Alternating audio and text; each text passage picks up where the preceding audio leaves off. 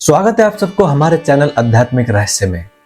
हमारे साथ इस रामायण की यात्रा में जुड़ने के लिए बहुत बहुत धन्यवाद। अगर आप पहली बार हमारे चैनल पे आए हो तो प्लीज चैनल को सब्सक्राइब जरूर करें। तो चलिए शुरू करते हैं। अयोध्या कांड दूसरा सर्ग। राजा दशरथ द्वारा श्री राम के राज्याभिषेक का प्रस्ताव तथा सभासदों द्वारा श्री राम के गुणों का वर्णन करते हुए उक्त प्रस्ताव का सहर्ष युक्त समर्थन। उस समय राजसभा में बैठे हुए सब लोगों को संबोधित करके महाराज दशरथ ने मेघ के समान शब्द करते हुए दुंदुभी की धुन के सदृश अत्यंत गंभीर एवं गूंजते हुए उच्च स्वर से सबके आनंद को बढ़ाने वाली ये हितकारक बात कही। राजा दशरथ का स्वर राजोचित स्निग्धता और गंभीरता आदि गुणों से युक्त था, अत्यंत कमनीय और अनुपम था। वे उस अद्भुत रसमय स्वर से समस्त नरेशों को संबोधित करके बोले, सज्जनों, आप लोगों को यह तो विदित है कि मेरे पूर्वज राजधिराजों ने इस श्रेष्ठ राज्य का यहाँ की प्रजा का किस प्रकार पुत्र की भांति पालन किया है। समस्त इक्ष्वाकु वंशी नरेशों ने जिसका प्रतिपालन किया है, उस सुख भोगने के योग्य संपूर्ण जगत को अब मैं भी कल्याण का भागी बनाना चाहता हूँ। मेरे पूर्वज जिस मार्ग पर चलते आए हैं, उसी का अनुसरण करते हुए मैंने भी सदा जागरूक रहकर समस्त प्रजाजनों की यथाशक्ति रक्षा की है। समस्त संसार का हित साधन करते हुए मैंने इस शरीर को श्वेत राजछत्र की छाया में बूढ़ा किया है। अनेक सहस्त्र 60,000 वर्षों की आयु पाकर जीवित रहते हुए अपने इस जराजीर्ण शरीर को अब मैं विश्राम देना चाहता हूँ। जगत के धर्म पूर्वक संरक्षण का भारी भार राजाओं के शौर्य आदि प्रभावों से उठाना संभव है।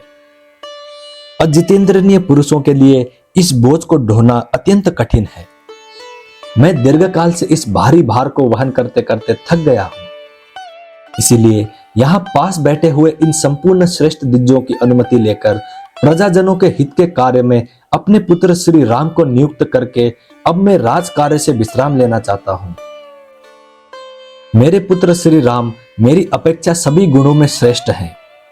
शत्रुओं की नगरी पर विजय पाने वाले श्री रामचंद्र बल पराक्रम में देवराज इंद्र के समान है। पुष्य नक्षत्र से युक्त चंद्रमा की भांति समस्त कार्यों के साधन में कुशल तथा धर्मात्माओं में श्रेष्ठ उन पुरुष शिरोमणि श्री रामचंद्र को मैं कल प्रातः काल पुष्य नक्षत्र में युवराज के पद पर नियुक्त करूंगा। लक्ष्मण के बड़े भाई श्रीमान राम आप लोगों के लिए योग्य स्वामी सिद्ध होंगे। उनके जैसे स्वामी से संपूर्ण त्रिलोकी भी परम सनात हो सकती है। ये श्री राम कल्याण स्वरूप हैं। इनका शीघ्र ही अभिषेक करके मैं इस भूमंडल को तत्काल कल्याण का भागी बनाऊंगा। अपने पुत्र श्री राम पर राज्य का भार रखकर मैं सर्वथा कलेश रहित निश्चिंत हो जाऊंगा।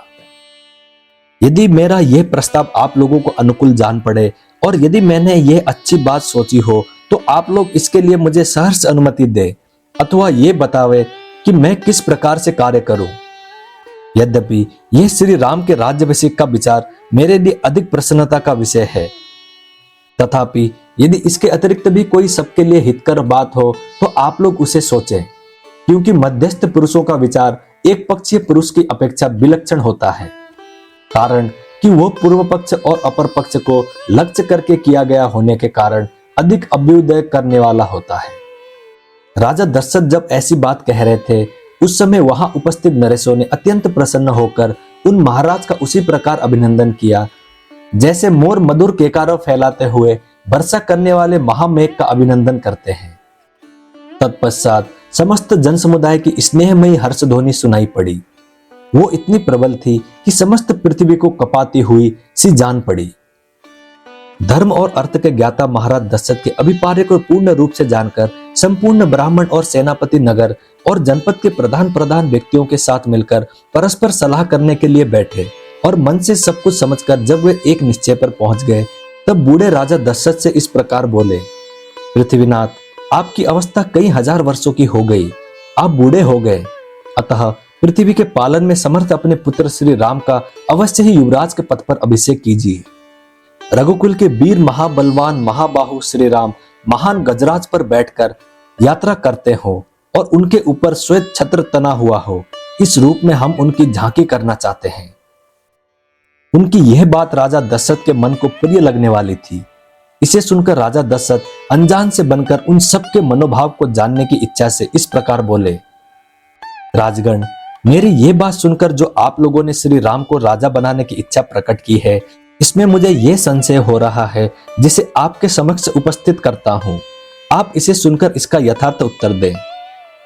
मैं धर्मपूर्वक इस पृथ्वी का निरंतर पालन कर रहा हूं, फिर मेरे रहते हुए आप लोग महाबली श्री राम को युवराज के रूप में क्यों देखना चाहते हैं? यह सुनकर वे महात्मा नरेश नगर और जनपद के लोगों के साथ राजा दशरथ से इस प्रकार बोले, महाराज, आपके पुत्र श्री राम में बहुत से कल्याणकारी सद्गुण हैं। देवताओं के तुल्य बुद्धिमान और गुणवान श्री रामचंद्र जी के सारे गुण सबको प्रिय लगने वाले और आनंददायक हैं। हम इस समय उनका वर्णन कर रहे हैं, आप उन्हें सुनिए। प्रजानाथ, सत्य पराक्रमी श्री राम देवराज इंद्र के समान दिव्य गुणों से संपन्न है। इक्ष्वाकु कुल में भी ये सबसे श्रेष्ठ हैं।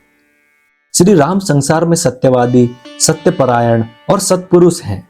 साक्षात श्री राम ने ही अर्थ के साथ धर्म को भी प्रतिष्ठित किया है। ये प्रजा को सुख देने में चंद्रमा की और क्षमा रूपी गुणों में पृथ्वी की समानता करते हैं। बुद्धि में बृहस्पति और बल पराक्रम में साक्षात शचीपति इंद्र के समान है। श्री राम धर्मज्ञ, सत्य प्रतिज्ञ, शीलवान, अदोषदर्शी, शांत, दीन दुखियों को सांत्वना प्रदान करने वाले, मृदुभाषी, कृतज्ञ, जितेंद्रिय, कोमल स्वभाव वाले, स्थिर बुद्धि, सदा कल्याणकारी, असूया रहित, समस्त प्राणियों के प्रति प्रिय वचन बोलने वाले और सत्यवादी हैं। वे बहुश्रुत विद्वानों, बड़े बूढ़ों तथा ब्राह्मणों के उपासक हैं। सदा ही उनका संग किया करते हैं। इसलिए इस जगत में श्री राम की अनुपम कीर्ति, यश और तेज का विस्तार हो रहा है। देवता, असुर और मनुष्य के संपूर्ण अस्त्रों का उन्हें विशेष रूप से ज्ञान है। वे सांग वेद के यथार्थ विद्वान और संपूर्ण विद्याओं में भली भांति निष्णात हैं। भरत के बड़े भाई श्री राम गांधर्व वेद, संगीत शास्त्र में भी इस भूतल पर सबसे श्रेष्ठ हैं। कल्याण की तो वे जन्मभूमि हैं। उनका स्वभाव साधु पुरुषों के समान है। हृदय उदार और बुद्धि विशाल है। धर्म और अर्थ के प्रतिपादन में कुशल श्रेष्ठ ब्राह्मणों ने उन्हें उत्तम शिक्षा दी है। वे ग्राम अथवा नगर की रक्षा के लिए लक्ष्मण के साथ जब संग्राम भूमि में जाते हैं, उस समय वहां जाकर विजय प्राप्त किए बिना पीछे नहीं लौटते। संग्राम भूमि से हाथी अथवा रथ के द्वारा पुनः अयोध्या लौटने पर वे पूर्ववासियों से सज्जनों की भांति प्रतिदिन उनके पुत्रों, अग्निहोत्रों की अग्नियों, स्त्रियों, सेवकों और शिष्यों का कुशल समाचार पूछते रहते हैं। जैसे पिता अपने औरस पुत्र का कुशल मंगल पूछता है, उसी प्रकार वे समस्त पूर्ववासियों से क्रमशः उनका सारा समाचार पूछा करते हैं। पुरुष सिंह श्री राम ब्राह्मणों से सदा पूछते रहते हैं कि आपके शिष्य आप लोगों की सेवा करते हैं ना? क्षत्रियों से ये जिज्ञासा करते हैं कि आपके सेवक कवच आदि से सुसज्जित हो आपकी सेवा में तत्पर रहते हैं ना? नगर के मनुष्यों पर संकट आने पर वे बहुत दुखी हो जाते हैं और उन सबके घरों में सब प्रकार के उत्सव होने पर उन्हें पिता की भांति प्रसन्नता होती है। वे सत्यवादी, महाधनुर्धर, वृद्ध पुरुषों के सेवक और जितेंद्रिय हैं। श्री राम पहले मुस्कुराकर वार्तालाप आरंभ करते हैं। उन्होंने संपूर्ण हृदय से धर्म का आश्रय ले रखा है। वे कल्याण का सम्यक आयोजन करने वाले हैं। निंदनीय बातों की चर्चा में उनकी कभी रुचि नहीं रहती। उत्तरोत्तर उत्तम युक्ति देते हुए वार्तालाप करने में वे साक्षात बृहस्पति के समान हैं। उनकी भौहें सुंदर हैं, आंखें विशाल और कुछ लालिमा लिए हुए हैं। वे साक्षात विष्णु की भांति शोभा पाते हैं। संपूर्ण लोकों को आनंदित करने वाले ये श्री राम शूरता, वीरता और पराक्रम आदि के द्वारा सदा प्रजा का पालन करने में लगे रहते हैं। उनकी इंद्रियां राग आदि दोषों से दूषित नहीं होती हैं। इस पृथ्वी की तो बात ही क्या है, वे संपूर्ण त्रिलोकी की भी रक्षा कर सकते हैं। उनका क्रोध और प्रसाद कभी व्यर्थ नहीं होता है। जो शास्त्र के अनुसार प्राण दंड पाने के अधिकारी हैं, उनका ये नियम पूर्वक वध कर डालते हैं, तथा जो शास्त्र दृष्टि से अवैध है, उन पर ये कदापि कुपित नहीं होते। जिस पर ये संतुष्ट होते हैं, उसे हर्ष में भरकर धन से परिपूर्ण कर देते हैं। समस्त प्रजाओं के लिए कमनीय तथा मनुष्यों का आनंद बढ़ाने वाले मन और इंद्रियों के संयम आदि सद्गुणों द्वारा श्री राम वैसे ही शोभा पाते हैं जैसे तेजस्वी सूर्य अपनी किरणों से सुशोभित होते हैं। ऐसे सर्वगुण संपन्न लोकपालोकों के समान प्रभावशाली एवं सत्य पराक्रमी श्री राम को इस पृथ्वी की जनता अपना स्वामी बनाना चाहती है। हमारे सौभाग्य से आपके वे पुत्र श्री रघुनाथ जी प्रजा का कल्याण करने में समर्थ हो गए हैं तथा आपके सौभाग्य से वे मरीचि नंदन कश्यप की भांति पुत्रोचित गुणों से संपन्न है।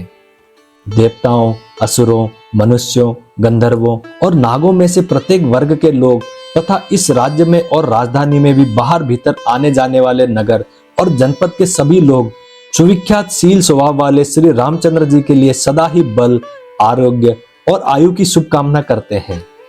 इस नगर की बूढ़ी और युवती, सब तरह की स्त्रियां सवेरे और सायकाल में एकाग्रचित होकर परम उदार श्री रामचंद्र जी के युवराज होने के लिए देवताओं से नमस्कार पूर्वक प्रार्थना किया करती हैं। देव, उनकी वो प्रार्थना आपके कृपा प्रसाद से अब पूर्ण होनी चाहिए। नृपश्रेष्ठ, जो नीलकमल के समान श्याम कांति से सुशोभित तथा समस्त शत्रुओं का संहार करने में समर्थ हैं, आपके उन ज्येष्ठ पुत्र श्री राम को हम युवराज पद पर विराजमान देखना चाहते हैं। अतः वरदायक महाराज, आप देवादिदेव श्री विष्णु के समान पराक्रमी, संपूर्ण लोगों के हित में संलग्न रहने वाले और महापुरुषों द्वारा सेवित अपने पुत्र श्री रामचंद्र जी का जितना शीघ्र हो सके प्रसन्नता पूर्वक राज्याभिषेक कीजिए, इसमें हम लोगों का हित है। इस प्रकार श्री वाल्मीकि निर्मित आर्ष रामायण आदि काव्य के अयोध्या कांड में दूसरा सर्ग पूरा हुआ। मैं उम्मीद करता हूँ श्री राम जी आपकी सारी मनोकामनाएं पूरी करें। जय श्री राम, जय हनुमान। अब मिलते हैं अगली वीडियो में।